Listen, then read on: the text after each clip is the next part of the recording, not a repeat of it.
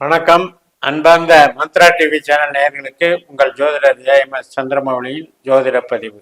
இந்த பதிவில் விருச்சிக லக்னத்திற்கு குரு வக்கர பயிற்சிக்கான பலன்களை பார்ப்போம். குரு வக்கரகதி ஆகிறது ரிஷபராசியில் அக்டோபர் 9ஆம் தேதி தொடங்குகிறது. பிப்ரவரி 4ஆம் தேதி வரைக்கும் குரு வக்கரகதியில் பயணிக்கிறார்.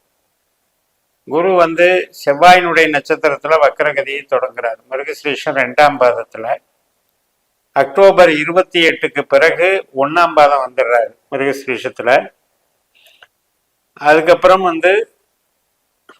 நவம்பர் 29ல ரோகிணி 4ஆம் பாதத்துல வர்றாரு. டிசம்பர் 24 வரைக்கும் அந்த ரோகிணி 4ஆம் பாதத்திலையும், டிசம்பர் 24 பிப்ரவரி 4ஆம் தேதி வரைக்கும் ரோகிணி 3ஆம் பாதத்திலையும் பயணிக்கிறார். இப்ப மிருகஸ்ரீஷ 2ஆம் பாதம் அப்படின்னா அது அம்சத்துல கன்னியில பகையாகிறது. அதே மாதிரி அடுத்த பாதம் மிருகஸ்ரீஷம் 1 அப்படிங்கிறது சிம்மத்துல நட்பா இருக்காது.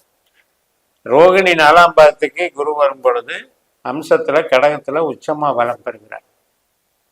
ரோகிணி 3ஆம் பாதத்துல வரும்போது அம்சத்துல மிதுனத்துல பகை பெறுகிறார். இந்த அளவுக்கு நாம அதை பிரிச்சு பார்த்து பலன் எடுக்கணும். இப்ப விருச்சிக லக்னத்தை பொறுத்த வரைக்கும் நமக்கு 2ஆம் இடத்துக்கு அதிபதி.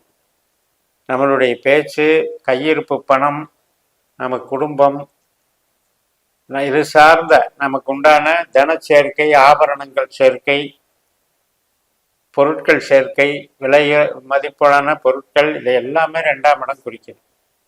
அப்ப குருவா வர்றதுனால நம்மளுடைய பேச்சும் நம்மளுடைய குடும்பமும் ஒரு அங்கீகாரம் உள்ள ஒரு பலம் பொருந்திய குடும்பமாக இருக்கிறதுங்கிறது பொருள். நம்ம ஜனனஜாதத்துல குருவனுடைய வலிமையை பொறுத்து இது நாம வித்தியாசங்களை பார்க்கணும். பட் ஜென்ரலாக குருங்கிறவர் நல்ல வீடு, 2ஆம் அதிபதியாக வரும்போது பணப்புழக்கத்தை கொடுக்கக்கூடிய கிரகம். ஆனால் நிலையில்லாத பணப்புழக்கம். அதே நேரத்தில் 5ஆம் வீடுங்கிறது குழந்தைகளை குறிக்கிறது, சந்தோஷத்தை குறிக்கிறது, கலைகளை குறிக்கிறது, இஷ்ட தெய்வத்தை குறிக்கிறது, விளையாட்டை குறிக்கிறது. இத்தனை விஷயங்கள் 5ஆம் வீட்டில் இருக்கு. பொழுதுபோக்கு. அப்ப இந்த 2 ஸ்தானமுமே உபயராசியா வருது. இந்த உபயராசிங்கிறது ராசி கட்டத்துல கார்னர் வீடா அமைகிறது. இது என்ன சொல்ல வருதுன்னா, ஒரு அன்ஸ்டேபிள் அப்படிங்கிறது நிலையில்லாத தன்மையா இருக்கும். அப்ப நம்ம பேச்சிலே ஆகட்டும், நம்முடைய பணம் சேமிப்பு வளர்றதுல ஆகட்டும், நம்மளுடைய குழந்தைகளுடைய வளர்ச்சி, குழந்தைகளினுடைய ஒரு பலம் அப்படிங்கிறதுலையும் இந்த நிலையில்லாத தன்மைங்கிறதையும் நாம மைண்ட்ல வச்சுக்கணும். இதை தவிர நம்ம ஜனன ஜாதகத்துல குருவனுடைய பலம் எப்படிங்கிறத நம்ம பார்த்துக்கணும். இப்ப நம்மளுடைய ஜனன ஜாதகத்திலேயே குரு வக்கரமா இருந்திருக்காரு அப்படின்னா, இப்ப வக்கரமாகிற குருனால சில நன்மைகளும் நடக்கும். ஆனால் இப்ப 7ஆம் இடமான ரிஷபராசியில குரு வக்கரகதியில வர்றதுங்கிறது இந்த 2ஆம் இடம், 5ஆம் இடம் மட்டுமல்ல, குருவனுடைய நட்சத்திரங்கள் இருக்கிற பலனை பார்த்தோம்னா நமக்கு 3 பாதங்கள் இருக்கிற நட்சத்திரம்னு எடுத்துக்கிட்டிங்கன்னா, கும்பராசி, மிதுனராசி, துளாராசி. நமக்கு 4, 8, 12ல் இந்த குருவனுடைய ஆற்றல் இருக்கு. அப்ப அது 7ஆம் இடத்துல இருக்கு.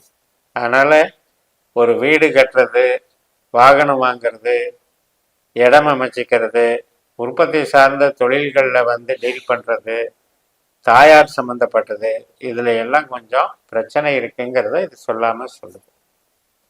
அதே போல குழந்தைகளினுடைய நடவடிக்கைகள், குழந்தைகளினுடைய பேச்சுகள், குழந்தைகளினுடைய கல்வி பலம், இதுல எல்லாம் கொஞ்சம் குளறுபடிகள் ஏற்படும். அதனால நமக்கு ஏற்படக்கூடிய சில அவஸ்தைகள், அதே மாதிரி விருப்ப திருமணங்கள் பண்ணணும்னு நினைக்கிறவங்களுக்கு ஏற்படக்கூடிய அவஸ்தைகள். ஒரு கல்யாணம் இஷ்டப்பட்டு நிச்சயம் பண்ணியிருப்போம், அது திருமணத்துக்கு உண்டான காலகட்டத்தில் இந்த வக்கர பீரியட் மாட்டும்போது அதில் ஏற்படக்கூடிய குழப்பங்கள், தாமதங்கள், தடைகள். அதே மாதிரி கையிருப்பு பணம் அப்படிங்கிறது நமக்கு வரக்கூடிய சேமிப்பு, அதில் ஏற்படக்கூடிய அந்த சேமிப்பை பெருக்க முடியாத நிலைக்கு ஆளாகிறது. எதிர்ப்புகள் அதிகமாகிறது.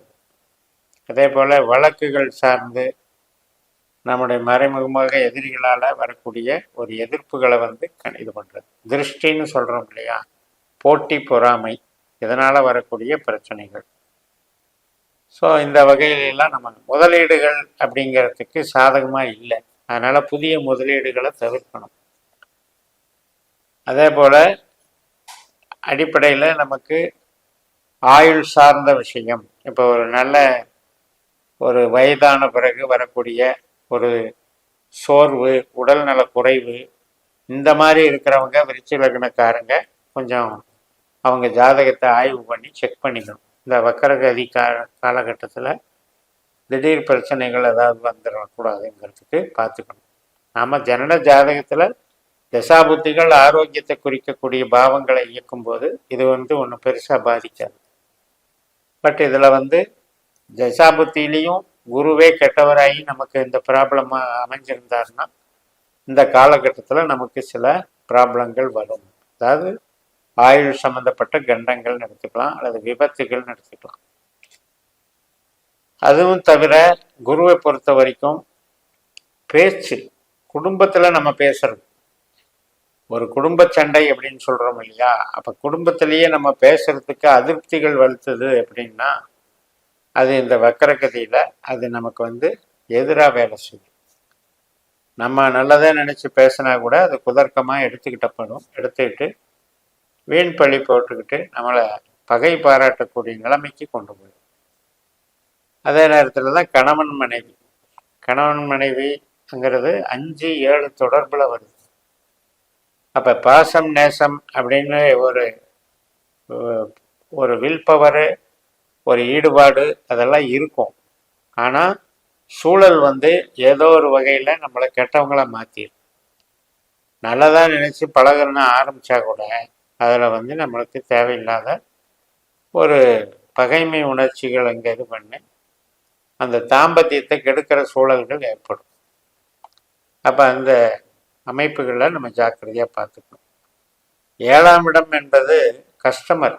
இப்போ நம்ம புதுசாக பழகக்கூடிய நண்பர்கள், கஸ்டமர்கள், இவங்க கிட்டையும் வரக்கூடிய எதிர்ப்புகள்னு எடுத்துக்கணும். அதாவது என்னதான் நம்ம உதவி செஞ்சாலும் நமக்கு லாஸ் ஆகிற மாதிரியே கொண்டு போய் விட்டா அப்போ நம்ம ஒரு அதிருப்தியை வெளிக்காட்டத்தானே செய்யணும். அந்த மாதிரி பிரச்சனைகளில் வரக்கூடிய எது எப்படி இருந்தாலும் நமக்கு குரு பலவீனப்படுகிறார். தன்னுடைய நட்சத்திர ஆற்றலில் இருந்து அவர் பலவீனப்படுகிறார். அப்போ நமக்கு 4ஆம் இடத்துக்கு, நமக்கு 8ஆம் இடத்துக்கும் 12ஆம் இடத்துக்கும் பலவீனப்படுறதுங்கிறது பெரிய ஆபத்துகள் இல்லாமல் காப்பாற்றுறாருன்னு எடுத்துக்கணும்.